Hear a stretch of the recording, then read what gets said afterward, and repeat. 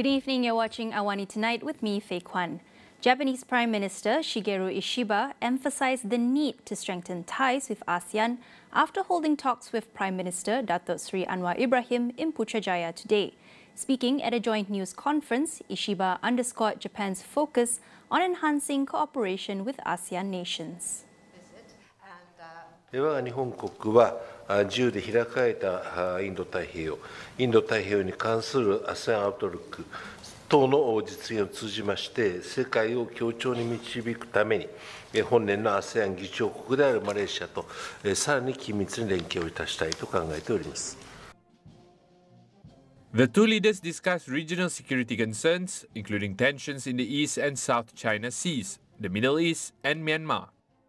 They also agreed to deepen cooperation in the maritime field, cybersecurity, and the economy.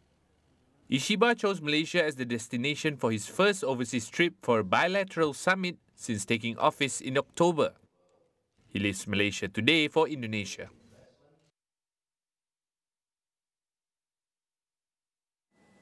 Malaysia and Japan are forging ahead with a collaboration in clean hydrogen energy and carbon capture technologies. Prime Minister Datuk Seri Anwar Ibrahim has expressed hope that the project between Malaysia's Petronas, Petros and Japanese companies could be facilitated by May this year.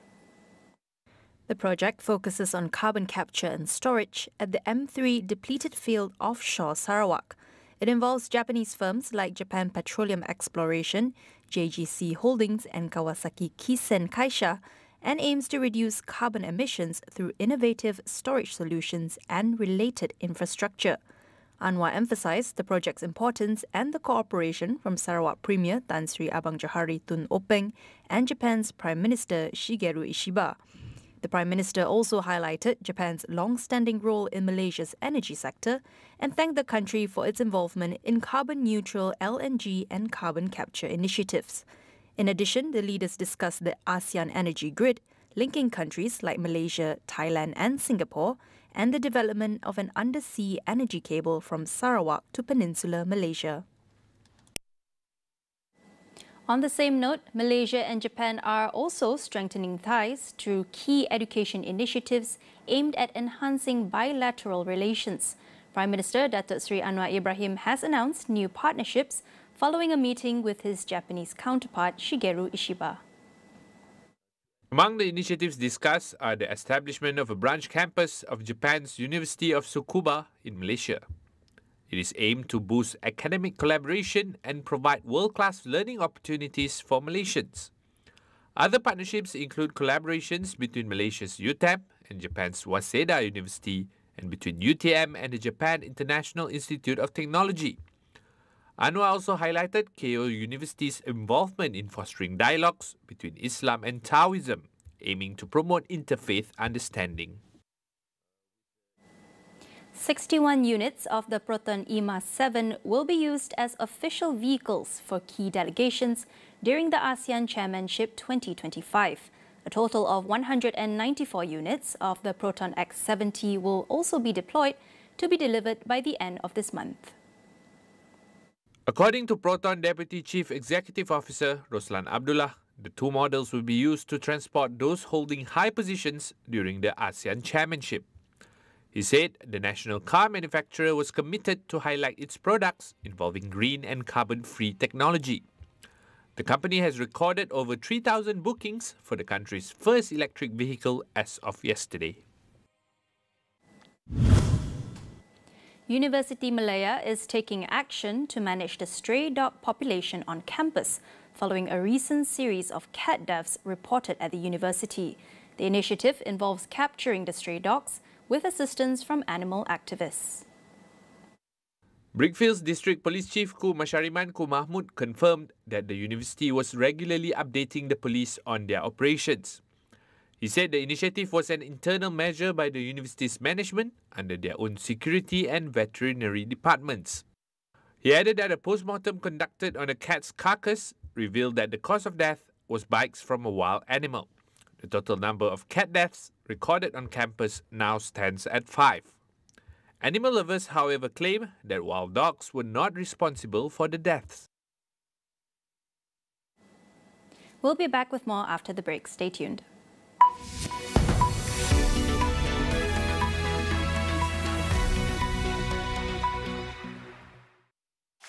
Rambut gugur lagi?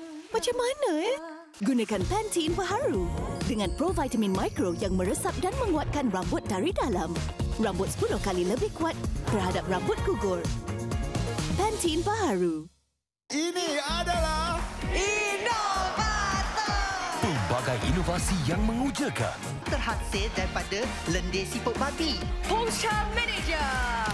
Wow! The product is amazing. nak cepat kan nak lambat? The guy is really well prepared. Hanya ada di Malaysia sahaja. Kedaulatan negara, tanggungjawab bersama. Inovator, 1-9 malam. Eksklusif di Astro dan Astro Go. Kerap menggaru kulit kepala disebabkan kelomomor, masalahnya lebih mendalam. Gunalah Head and Shoulders menembusi 5 lapisan untuk membasmi kelomomor dan kegatalan. Bebas kelomomor sehingga 100%. Head and Shoulders diuji secara dermatologi.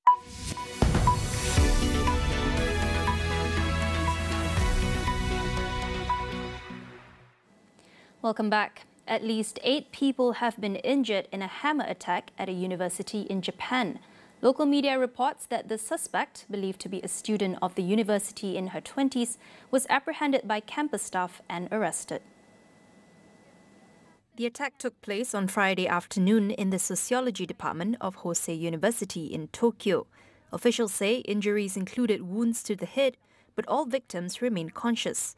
The Metropolitan Police Department said it was still investigating the incident and motive for the attack. The suspect reportedly told investigators she had been frustrated and used a hammer found at the school to attack fellow students. Such violent crimes are rare in Japan, which holds strict gun control laws. In a similar incident last December, a junior high school student was stabbed to death and another wounded at a McDonald's in southwestern Japan. At least 10 people are now confirmed to have died in the Los Angeles wildfires, which have destroyed more than 10,000 structures in the area. Firefighters continue to battle the spread of the flames, while police are investigating whether some have been set deliberately. Soldiers from California's National Guard have also been brought in to maintain public order as incidents of looting have taken place.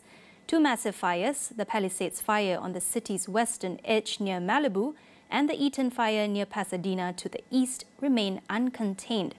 Combined, they have scorched nearly 28,000 acres, leaving entire neighborhoods in ashes. A brief lull in the strong winds that fueled the flames has given firefighters a chance to slow their advance, but the threat remains far from over. Evacuated residents returning home are finding scenes of utter devastation, with homes completely burned to the ground.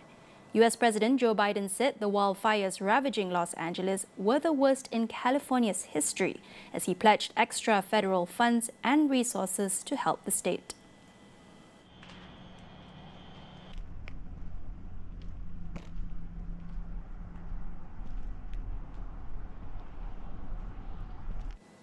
"2024 is now officially the hottest year ever recorded, surpassing the previous record set in 2023 and crossing a critical climate threshold. According to new data from Europe's climate monitoring agency Copernicus, global temperatures were 1.6 degrees Celsius above pre-industrial levels, marking the first calendar year to breach the 1.5 degrees Celsius limit that countries agreed to avoid under the Paris Climate Agreement. Except for July, temperatures consistently remained above the Paris threshold throughout the year. While this does not represent a permanent breach, scientists warn it highlights how rapidly humanity is nearing the point of no return. The record heat was primarily driven by human emissions of planet-warming gases like carbon dioxide, which remain at record highs.